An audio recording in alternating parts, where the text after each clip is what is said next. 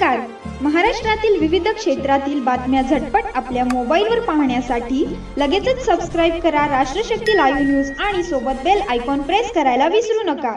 महाराष्ट्राचे उपमुख्यमंत्री अजित पवार यांना नागालँडमध्ये मोठा धक्का बसला आहे. राष्ट्रवादी काँग्रेसच्या नागालँडमधील 7 आमदारांनी अजित पवारांची साथ सोडली असून सत्ताधारी एनडीपीपी मध्ये प्रवेश केला आहे. 7 आमदारांनी एनडीपीपी मध्ये पक्ष प्रवेश केल्याने मुख्यमंत्री नेफ्यू रिओ यांच्या नेतृत्वाखाली एनडीपीपी पक्षाला विधानसभेत पूर्ण बहुमत मिळाले आहे. अजित पवार गटाच्या विलिनीकरणामुळे एनडीपीपीचे विधानसभेतील संख्याबळ 32 वर पोहोचले आहे. नागालँडच्या राजकारणात मोठा राजकीय भूकंप आलाय. अजित पवार यांच्या राष्ट्रवादी काँग्रेसच्या 7 आमदार सत्ताधारी एनडीपीपी मध्ये विलीन झाले आहेत.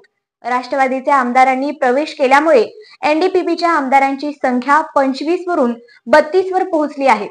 एनडीपीपीला आता भाजपच्या समर्थनाची गरज भासणार नाही. कोणकोणत्या आमदारांनी साथ सोडली ते जाणून घेऊया.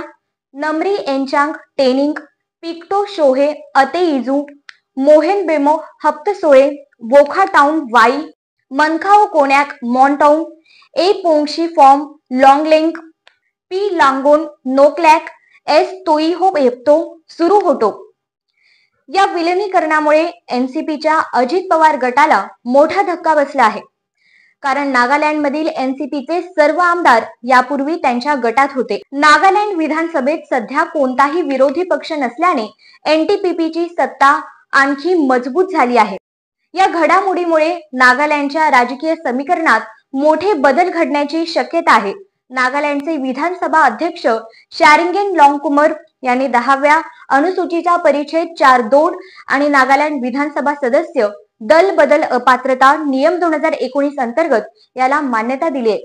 सर्व 7 आमदारांनी एनडीपीपी मध्ये विलीन होण्याचा निर्णय घेतल्याने एनसीपीची विधानसभेतील संपूर्ण विधान पक्षाची रचना बदलली आहे.